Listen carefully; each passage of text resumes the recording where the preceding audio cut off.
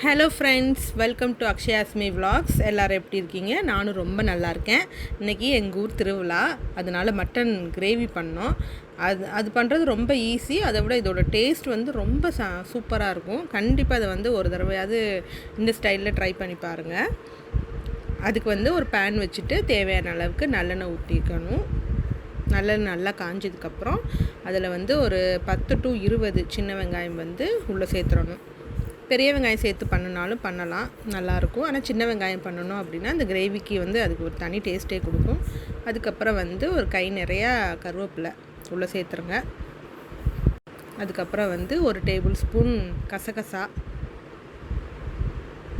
ஒரு table spoon மிளகு, இது எல்லாமே ஒரு மீடியம் ஃப்ளேம்லேயே இருக்கட்டும். ஒரு டேபிள் ஸ்பூன் சீரகம், சோம்பு ஒரு டேபிள் ஸ்பூன், அதுக்கப்புறம் வந்து ஒரு ஏலக்காய், ஒரு 2 to 3 கிராம்பு, ஒரு துண்டு பட்டை, அதுக்கப்புறம் வந்து ஒரு 5-6 பூண்டு, 3 துண்டு இஞ்சி, அவ்வளோதான். அதுக்கப்புறம் வந்து கொத்தமல்லி சேர்த்துட்டு நல்லா வந்து இதை வதக்கணும். ஒரு 5 மினிட்ஸ்க்கு நல்லா வந்து இந்த எண்ணெயிலே அது நல்லா வதங்கணும். வதங்கிட்டு இதை வந்து ஒரு மிக்ஸி ஜாரில் சேர்த்து நல்லா ஃபைன் பேஸ்ட்டாக தண்ணி விட்டு அரைச்சி எடுத்து வச்சுக்கோங்க தனியாக. ஸோ இதிலே ஓரளவுக்கு மசாலா நல்லா வதங்கிடும்.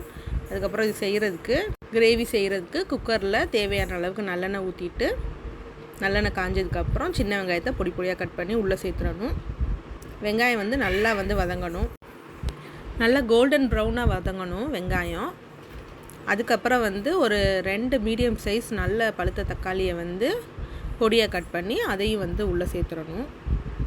இதுதான் அந்த கிரேவி. ஸோ இப்படி தான் நல்லா ஃபைன் பேஸ்ட்டாக அரைச்சி எடுத்து வச்சுக்கணும். இந்த அளவுக்கு வதங்கும் போது தக்காளி ஆட் பண்ணிட வேண்டியது தான்.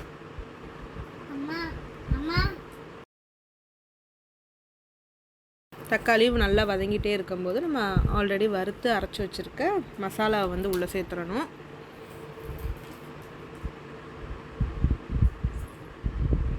நான் ஒரு 3/4 கிலோ மட்டன் எடுத்துக்கிட்டேன். அதுக்கு இந்த மசாலா இந்த அளவு வந்து சரியாக இருக்கும். ஸோ இதுவும் வந்து நல்லா வதங்க ஆரம்பிக்கும், கொஞ்சம் அடிப்பிடிக்க ஆரம்பிக்கும். ஃப்ளேமை வந்து மீடியமில் வச்சுக்கோங்க. அதுக்கப்புறம் வந்து குழம்பு மிளகாத்தூள் ஒரு பெரிய ஸ்பூன் ஃபுல்லாக ஆட் பண்ணிடுங்க. அதுக்கப்புறம் வந்து சில்லி பவுடர் ஒரு டேபிள் ஸ்பூன் ஆட் பண்ணிவிட்டு அந்த மசாலாவோட இதையும் சேர்த்து நல்லா வதக்கி விடணும். இந்த பச்சை வாசனையெல்லாம் போயிடும். அதுக்கப்புறம் தேவையான அளவுக்கு மஞ்சள் தூள் போட்டுட்டு அதையும் வந்து நல்லா கலந்து வச்சிடணும்.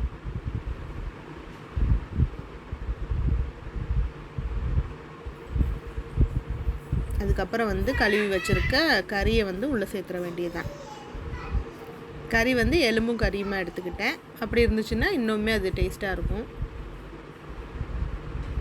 ஸோ அவ்வளோதான். இதை வந்து அந்த மசாலாவோட நல்லா எல்லா பக்கமும் கோட் ஆகிற மாதிரி நல்லா வதக்கி விடணும்.